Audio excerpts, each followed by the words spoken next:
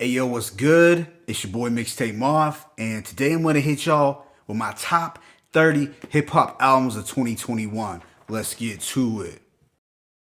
Alright, so 2021 was a rough year in many respects, whether we are talking about the pandemic or the large amount of rapper deaths that occurred. We lost some great hip hop figures, both young and old, throughout the course of this year, but fortunately, there were some strong albums that dropped. Now, I didn't find the projects in 2021 to be quite as good as last year's, but overall, it was a solid year for hip hop. But what I'm gonna do here is give y'all my top 30 albums of the year. And just to be clear, these are not EPs or 20-minute projects. I am going to come up with a separate list for the EPs or the ones that are under the 30-minute mark. So these are the albums that I tended to play the most this year. I didn't get to hear everything that dropped, and there were some good projects that didn't make this list, but these are the ones that stood out the most to me and had the highest replay value. But with that being said, let me go ahead and just hit y'all with this top 30. At number 30, I have Big Boi and Sleepy Brown,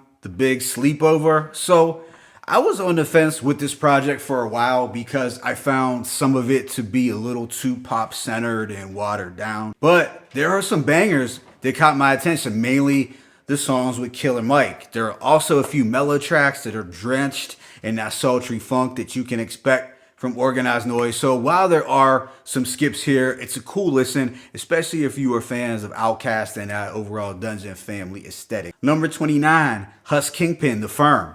So this was Hus Kingpin's attempt at paying homage to the Firm group, which consisted of Nas, Foxy Brown, AZ, Nature, and Cormega at one time. While this is not as lyrically satisfying as the original Firm album for obvious reasons, Hus and his guests do a good enough job tapping into that mid-90s mafioso sound. My only issue was that I found a few of the instrumentals to be a bit dry, but as a whole, it's a consistent enough project. Number 28, Backwoods Sweetie, Christina Shantae. So Backwoods Sweetie is a rapper that I found out about through Twitter. The first thing that stood out to me was her confident delivery and raw lyrical style. She's a conscious MC, so you're getting a lot of pro-black, social, and political content mixed in with a splash of that 5%er wisdom. The production is solid and varied enough, but the bulk of the beats tend to be on the soulful boom bap tip. Now, I don't love every song equally, but it's something that I would recommend checking out. Number 27, ESTG, Bigger Than Life or Death. This is a solid trap album from Louisville, Kentucky rapper ESTG, who is signed to Yo Gotti's CMG label. The production here favors the current Memphis trap sound that you would expect to hear from artists like Pooh Shiesty, 42 Doug, Big 30, and Moneybagg Yo. While ESTG is unlikely to blow your mind lyrically, he is rapping about his real life street experiences in a cold-blooded and authentic way without using autotune, which is a plus. Yeah, as a whole, it's a decent street rap album that I can play the whole way through. Number 26, Skyzoo, All the Brilliant Things. Now, look, this was an album that was technically very good, from the rhyming to the concepts and the conscious themes that Skyzoo was addressing. It was a very thought-provoking album, no doubt. But sonically, I did not enjoy the production enough to have this as one of my top 5 or 10 albums of the year. I realize that I'm likely in the minority opinion here, but I couldn't get into this album as much as I wanted to, or as much as the other Skyzoo releases like Retropolitan and Live with the Tape Deck, both of which I revisited way more than this project. Number 25, Mav in Spanish Ran, Breakfast at Sue's. So this was a dope project by Mav of Decloth, produced entirely by Spanish Ran, who is a very slept on New York producer that makes haunting, soulful, and cinematic beats. This album finds Mav in storytelling mode on all tracks, so you're getting a lot of vivid narration and attention to detail, which is really dope. And the beats from Spanish Ran perfectly complement Mav's shadowy street tales. Number 24, Eddie Kane and Big Ghost, A Tree Grows in Brooklyn. This project is about as Brooklyn centered as you can get, aside from a Spike Lee flick, or maybe Skyzoo rapping about sitting on a brownstone stoop. Eddie Kane is a raw and self-assured MC who puts on for his borough of BK in a big way. But the highlight here would have to be the production from Big Ghost, which might contain some of the most impressive soul beats of the year. Number 23, Jim Jones, Harry Fraud, the Fraud Department. Say what you will about Jim Jones, but the man has put out consistently strong projects since around 2018. And this time he linked up with the ultra prolific Harry Fraud. I think this album showed Jim Jones' continued growth and maturity as a lyricist. His flow and delivery sounded a little more polished and at ease this time around. And while Harry Fraud's beats were solid, I didn't find them to be some of his most interesting, but it's a dope album that you can play the whole way through. Number 22, G Herbo 25. This was a good follow-up to G Herbo's PTSD album from 2020, and G Herbo is at his best on this project when giving us pain-filled raps over dark and dreary soul samples. I suppose the track list could have been trimmed down slightly, but as a whole, this was a good album, and if you like soulful bangers, there's plenty to choose from here. Also, I feel Herb's flow was a little more focused than on some previous efforts. Number 21, Smoovth, Amongst Wolves. Smoovth is a Hempstead rapper with a slower and methodical flow that is in a vein similar to, let's say, a Rock Marciano. On this project, he linked with the UK producer Giallo Point, and as a whole, I thought this was a consistent and cohesive body of work. There were a lot of songs, but they weren't too long and none of them were whack. I feel Smooth's bars were dope enough, and while he doesn't have the most engaging delivery, he is skilled at painting a picture and bringing the listener into his grimy world of Hempstead, Long Island. But the selling point for this album would have to be the production from Giallo Point, who lays Smoovth with some attention-grabbing boom-bap beats. Number 20, Hus Kingpin, Portishus. Here, Hus Kingpin pays homage to the 90s English band Portishus, who were basically looked at as the founders of trip-hop. On this project, Hus takes us on a musical journey with his poetic and expressive style of rhyming over dark, trippy, cavernous, and flavorful instrumentals. Simply put, it's a unique and creative listening experience. Number 19, Maxo Kream's Weight of the World. This was a strong follow-up to the Houston rapper Maxo Kream's 2019 album, Brandon Banks. With Weight of the World, he continued to open up about his family struggles and personal tragedies, which made for an emotionally compelling listen at times. But he also made it a point to include some bangers and playful, lighthearted tracks. I feel his flow had also become more agile since his 2019 release, and as always, his wordplay stands out as rather unique. Number 18, Key Glock, Yellow Tape 2. This is the kind of project that is made for the car or the gym. It's not an album that you listen to for hip-hop quotables or to catch any sharp lyricism. Rather, Key Glock is a straightforward trap artist who will occasionally say something slick, but the strength of this album lies in its production, which was handled entirely by Memphis producer Bandplay, who really laces Key Glock with banger after banger. There are no whack beats on this project, and I also want to highlight that Key Glock goes at it entirely alone without the help of any features, which is kind of a big deal, especially when your album contains 20 songs. Number 17, Lloyd Banks, The Course of the Inevitable. So this album represented a return for Lloyd Banks, as he had been absent musically since about 2016. Although Banks demonstrates that he hasn't lost a step lyrically, his pen game is still razor sharp, and that's a major plus point to this album. Also, the features did not disappoint. Now, as far as the production was concerned, it was mostly good and serviceable, but there were a few spots that I found to be a bit stale. Still, despite the issue that I had with a few of the beats, I'd say this was a good comeback album for Banks, and hopefully he continues to display this same kind of hunger and productivity in 2022. Number 16, Stalley and Apollo Brown, Blacklight. This was the first Stalley album that I ever listened to in its entirety. While Stalley is a competent rapper with his own distinctive sound, I found the production to be the most compelling part about this album. Apollo Brown provided the beats, which fit his production aesthetic of being very soulful, atmospheric, and boom bap centered. This was an album that grew on me considerably with time as well, and some highlights from this include Blacklight, No Monsters, We Outside, and Humble Wind. Number 15, Rome Streetz and Future Wave, Razor's Edge. Now, Rome Streetz had a very prolific year, dropping 4 projects, but one of his better ones was Razor's Edge, produced entirely by Future Wave, who did a good job of crafting a collection of eerie and moody boom bap instrumentals. But as good as the production was, I wouldn't have minded the inclusion of, let's say, a wavy or up-tempo track, just to change things up from the overall gloomy vibe. But still, this is a strong body of work that showcased Rome's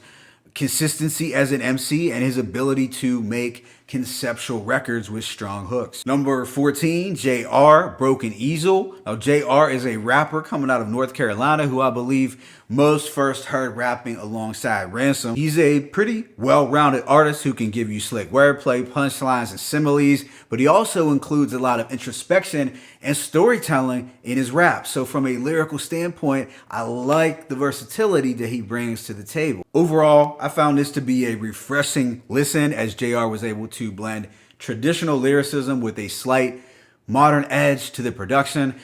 There was a warm, soulful boom bap presence throughout, but enough bounce to some of these beats to blend in well with the contemporary sound. Number 13, IAMGAWD, Hell's Angels and Heaven's Demons. So IAMGAWD is a Chicago rapper who can give any New York MC a run for their money when it comes to lyricism, flow, and overall execution. What stands out the most to me is the ferociousness in which he attacks the mic. And there is an urgency to a lot of these songs as he paints a vivid portrait of the struggles in his city. The production from Dr. Mindbender is very East Coast centered. And to be honest, I wasn't getting much of a Midwestern feel to this production, which I would have liked a little more possibly, but as a whole, these beats are mostly good. Yeah, this one likely flew under the radar for some, but I highly recommend checking it out as IAMGAWD definitely has some stuff to say. Number 12, Conway's La Maquina. This project revealed Conway's desire to branch out slightly from the more traditional Griselda sound in favor of some bouncier and trap-like vibes. It also served to showcase some of the talent on his recent drum work label, including artists like Love the Genius and Jay Skees, who appeared throughout. Now, on the lyrical front, Conway did not disappoint, reminding us often of his stellar wordplay and nimble flow. And while it's not nearly as good as last year's From King to a God, it is a fairly solid project that showed his evolution as an artist and his willingness to rap over more present day sounding production. Number 11, Tyler the Creator, Call Me If You Get Lost.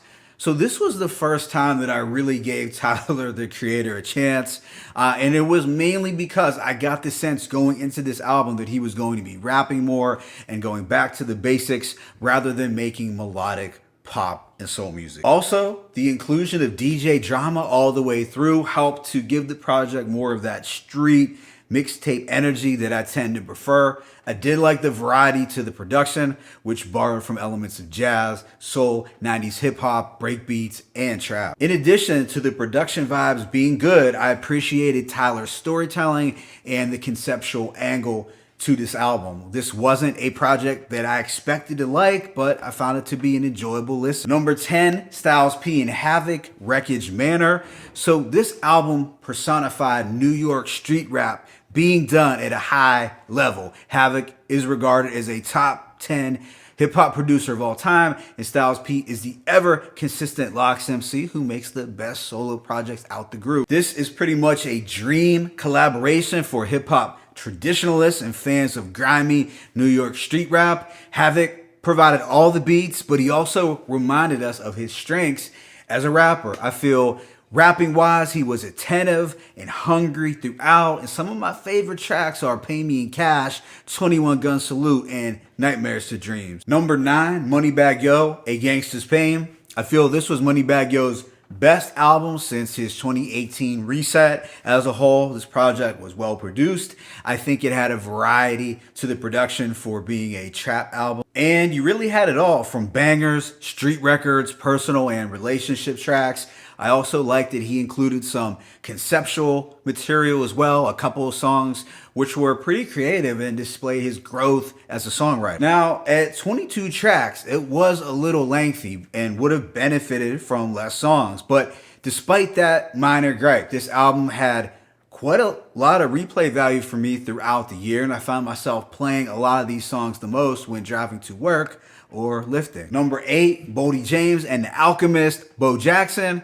So out of the two Boldy and Alchemist projects to drop in 2021, this was the full-length album, as I would consider Super Tecmo Bowl to be more of an EP. But Bo Jackson was a strong follow-up to their critically acclaimed The Price of Tea in China from 2020, and it brought to view the continued chemistry that the duo possesses. You know, whether or not you like Boldy's low-key delivery, it's hard to deny his lyrical prowess, because on this album he gave us a lot of descriptive bars and top-notch street narration. And there are moments when he did change up his flow and test out different rhyme schemes and flow patterns. On the production side of things, The Alchemist delivered as usual. The beats tended to be a little more soulful this time around, thus making it a little less dreary than The Price of Tea in China. But in 2021, these guys did not miss. Number 7, Ransom and Rome Streetz, Coup de Grace. So this was a dope collaborative album from two of the hottest underground artists in the game. Both Ransom and Rome Streetz have a track record of consistently bodying tracks and releasing quality solo material. From a purely rapping and lyrical perspective, this is one of the best albums to drop this year, as Ransom and Rome Streetz hit us over the head with lyricism that's vivid, cinematic, and deep in a philosophical street sense. The only drawback from making this the best album of the year for me was the production. While it had some high highs, no question about it, there were a few beats that I found to be a little underwhelming. Still, I will say the tracks Rooftop Sermons and Claudine are two of my favorite from the year, both of which were produced by V Dawn, which makes me feel that he should have had a larger role in the production overall, but that's just my take. Number 6, Rome Streetz and DJ Muggs, Death and the Magician. This was Rome Streetz' first project to drop this year and his best one in my eyes. What you essentially had was Rome Streetz flexing his icy and cold-blooded rhymes on top of Muggs' signature soul assassin sound. There were many quotables and rewind-worthy bars that show why Rome Streetz is on many people's top rappers list from 2021. Now, at the time of its release, I recall not being entirely captivated with some of the Muggs productions, but the beats have grown on me throughout the year. But it was really Rome Streetz who I feel showed out on this project. Some highlights for me were The Manuscript, High Explosive, Zigzag Zig, Stone Cold Soul, The Devil's Chord, and Horn and Halo. Number 5, Nas Magic. All right, this was the second Nas and Hit Boy album to drop this year. It came out unexpectedly at Christmas. It's a project that I feel was made for hardcore Nas fans who have been wanting to hear him rap over more traditional 90s inspired production. And I feel Hit Boy did a fantastic job of providing a soundscape that did just that, as that nasty Nas nostalgia can be found throughout on all 9 tracks. Some fans are declaring this to be a classic and the best release of the year, and while I definitely can see where they are coming from, I have to sit with this a little bit longer, but I do know already that it has insane replay value and some of Nas's sharpest writing and agile flow since Life is Good. Number 4, Westside Gunn, Hitler Wears Hermes 8, Side B. So while I had given Side A rating of 3.5 mics and considered it to be a dope project, I ended up liking Side B much more. The production here felt bigger, crispier, and just more intriguing. Of course, with Side B, we had more producers who each brought their own unique flavors to the sonic table. This album also had 3 of my favorite songs from the year. The tracks Hell on Earth Part 2, Free Cutter, and Ostertech. Now, as far as double albums go, I feel Hitler Wears Hermes 8 is one of the more consistent and cohesive ones in recent memory. Number 3, J. Cole, The Offseason. This was J. Cole's sixth studio album and a major improvement from releases like For Your Eyes Only and KOD, in my opinion. On this project, J. Cole seemed rejuvenated and eager to flex his skill set. There weren't those sleepy moments that pervaded his previous two albums. As a whole, I feel this was a return to form for J. Cole as he clearly played to his strengths.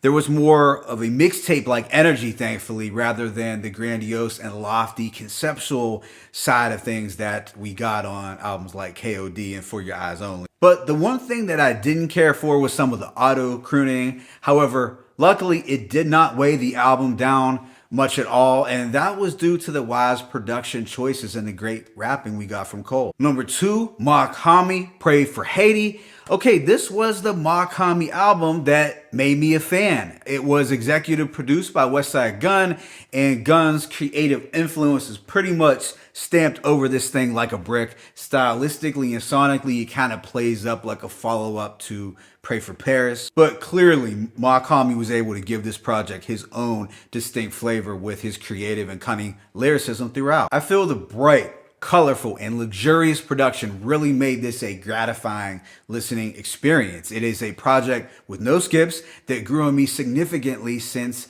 I reviewed it. Some of my favorites from this album are The 26th Letter, The Stellar Ray Theory, Criminal, Magna Band, and Blockchain. And for number 1, I have Nas Kings Disease 2.